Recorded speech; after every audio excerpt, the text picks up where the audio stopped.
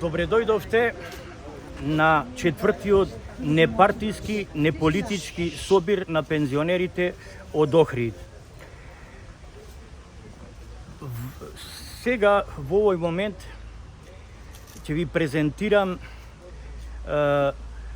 контактите со Министерката за труд и социјална политика, кои ги обавивме, и ќе ви презентирам нашите видувања, нашите барања на дотичната министерка. Прво, министерката каснеше 1 сат и револт предизвика кај луѓето. Дојде како дојде, имаше представници од Министерството, советнички некои, на нив им се обративме, побаравме наше учество и да презентираме културни ставови на пензионерите од Охрид, и ни обеча дека министерката ќе не прифати, била транспарентна, и тоа се случи.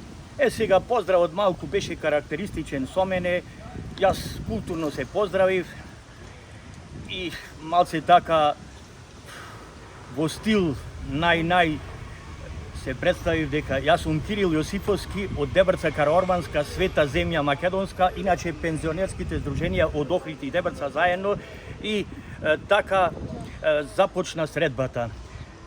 Имаше конструктивни предлози од поедини пензионери, се обидоа и предлагаја решавање на овај проблем со пензионерите, дури истакна и некои видувања со поголем процент на зголемување на пензиите до кај помалите пензии, па потоа скалесто средните нешто помалку и најголемите пензии, така речено најмалку, да дојде некакво зближување. И луѓето имаа во право и беше во ред од нивна страна. Сега дојдов јас на ред да ги презентирам, и јас имав 3 листа напишано, подсетник, и таа ме испровоцира на почеток, ми вика: да, ти напишеа, читаш? И јас никој пат, викам, не сум читал, и така малце нервозно ги фрлив на намаса плючињата што ги држев овие. Тоа ми беше еден обичен подсетник да не заборавам нешто, ги фрлив малце така тврдо, и ни сум читал, ни ќе читам, ни пак некој мој да ми диктират или да ми напиши. Чисто собиров е, неполитички, морален, се правиме што правиме за речи го, за интерес на пензионерите. Им презентирав на господјата, водеше преговори во Скопје на ниво на Македонија. Им презентирав таму кај што застана господјо министерке, а застана дека фондот ќе бил оптеретен и не ќе можел речи го да го исплати, не ќе можел да го издржи товарот, и даде еден пример дека не може да зема пензија иста човек со 15 години и со 30, и ја викам, од тука почуваме натака. И им презентирав што значи то процентуално зголемување на пензиите, и дадов пример. 50.000 и 10.000. 5.000 е зголемување процентуално кога би се покренала пензијата на 10%. За другиве илјадарка. 5.000. Наредното покачување во март уште 5.000, 10.000 е пензија од еден со маливе пензии. Рачунајте наредната година уште толку разлика, па по третата 3 пати поќе. До каде? До бескрај. Значи, одат во неповрат малите пензии, оваа инфлација ги изеде буквално малите пензии, ги изеде и малите пензионери, и буквално немав никаков одговор. Таа даде одговор на ова наше прашање, кој презентирав разликите колкај се, немаше никаков одговор. И наредно битно прашање, имаме и ние сме чеда на Македонија, она плакатата што ја имаме и кажав дека да ги земит во предвид ова категорија на луѓе немаја никаква помош во изминатиот тежок период, немаја никаква помош. Тоа се луѓе што не исполнуваат услови за пензија, тоа се со 13 години, со 14 години, луѓе во стари години што не ги примаат на работа пред пензија, да ги опфатат и таа категорија, буквално таа категорија беше фрлена на буниште. И накрај дека остануваме на барањето линеарно и понатака ќе продолжат нашите активности. Повелете ако имате. Активностите наши ќе продолжат настапи по телевизија и презентација на локално ниво и на ниво на Македонија.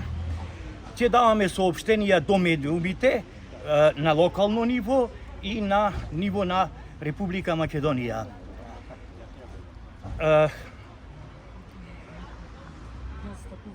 Потоа, мислам, презентирав дека не отстапуваме, ќе продолжат активностите со исполнување и ќе учествуваме на големиот собир на пензионери на ниво на Македонија на 20 септември во Скопје. Ако имате нешто, прашајте, јас доволно кажав, ве поздравувам. Некој друг нешто? Ево, сакам да опрашам Кирета. Додека беше министерката присутна тука, дали вие побаравте од неже да ги разрешите Охридскиот огранок на пензионери? Дали вие го поставивте тоа прашање? Ќе кажам ја за тоа. Ние тоа го баравме и минатиот пат, акцент ставивме и имаме тука представници, делегати и го оставивме тоа прашање на господата што се понадлежни од нас и тие го презентира преку нивните застапници, господинот Лупчо Настевски, господинот Ристе, така да се тоа и тоа прашање го покривме.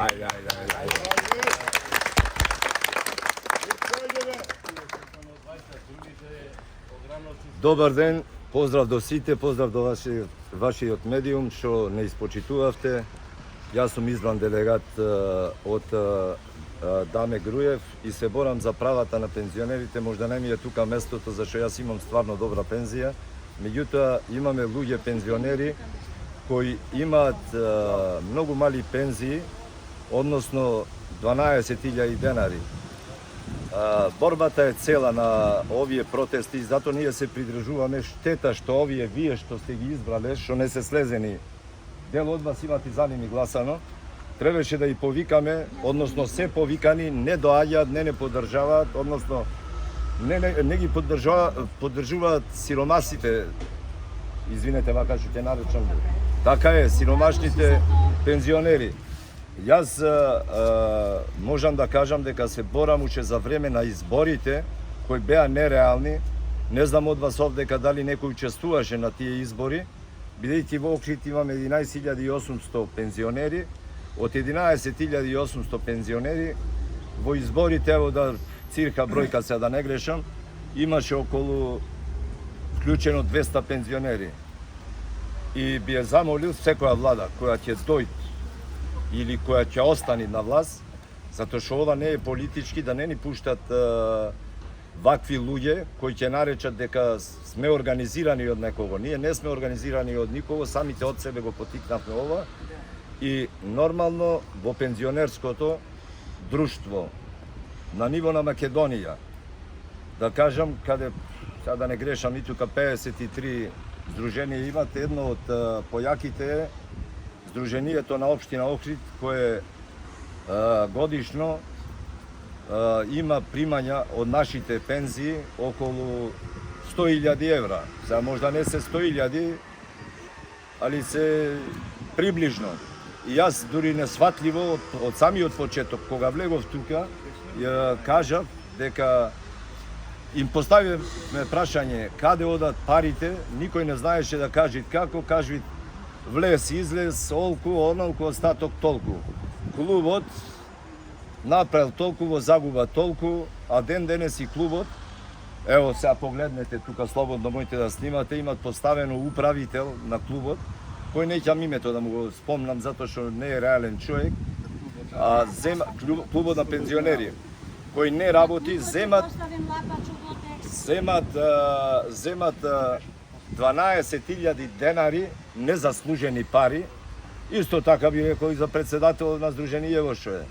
Тоа е колку што имам јас приватен стаж, 32 години, јас имам приватен стаж. И реков на министерката, која сега да бидам реален, можда некој ќе ми замери, можда не имаше присушни, постави прашање на пензионерката вака. Јас имам досега платено околу, како реков? На министерката. Добро, можда да сгрешив ќе опопред љупче на министерката, заради тоа што имам платено над 70 и кусур илјади приватно, значи со мака, и е рекол вака, ево, дајте ми пола пензијата, пола парите од придонесите што ги имам платено, вратете ми и јас се откажам од секаква пензија.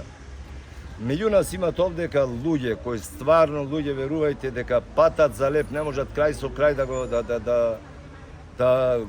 месецот да го избродат. Па не знам како издржуваат. Јас не знам зошто и локалнава ќутит да дојди на овие собори, па и градоначалникот да дојди, па и кој сака да е. Нека дојдат. Во нашево пензионерско, значи поставени се луѓе, знајте и самите, 87 годишен човек не води. Јас мислам дека тој самиот треба да е свесен да си оди.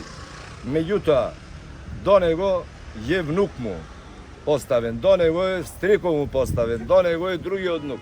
Па тука се замеша сега и дедо му од градоначалников, од Пецаков.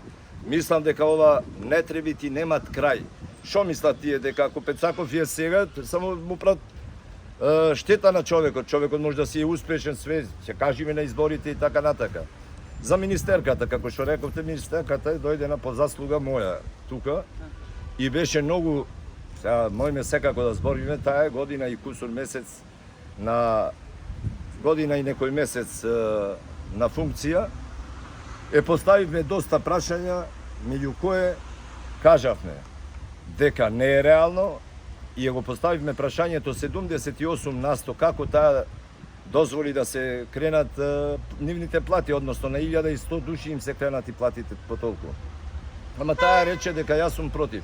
Ако си против кревањето на 78%, вратете ги парите назад, нека и вратат сите, дајте и на пензионериве, затоа што ние младината наша ни избега. Значи не е битно, се овдека рековме политика не мешаме. Од која власт, од како власт, вака така, значи младината ни избега, која таа требеше ова да го направи. Сега друга најранлива категорија која е? Пензионериве. Пензионерите, значи, треба да бидат заштитени. Ние срамотилаци, резилаци, не знам како да наречам. Немаме пензионерски дом каде што ќе се грижиме, а нашите деца заминаа низ светот. И затоа сум дојден да поддржам. Министерката не би ја обвинил толку. Искрен да бидам. Не ја штитам, меѓутоа жената беше коректна, запишваше. Сега имаше некоректности, Кире можда тука се збуна, имаше некоректности од овие што не водат во нашево здружение, тука што не сакат да излезат да не поддржат, не го пуштаа натре да влези со маса на луѓе. Јас излегов и ги зедов, ево тука е Кире сведок, ги зедов, мора да влезите натре и министерката не даде никаков отпор. Слушаше жената сите предлози што се дава, меѓутоа, за крај, би кажал, сега да не го договарчам ова многу, ние не сме душмани на пензионерско, ние сме веќе 17 делегати од вкупен број од 30, кои сме против овие, ама не сме душмани со ними. Затоа што неправилно се трошат парите, неправилно се борат за пензионерите, отишле во кај министерката, што јавно кажа, ми кажа дека во Охрид најубаво работеле. Како да не работат кога сите пике джеп? Имаме тука луѓе, сите се со пензии од над 30.000 денари и на тие 30.000 денари си земаат паушали. Паушалите можам во друга прилика да ја кажам кој како се.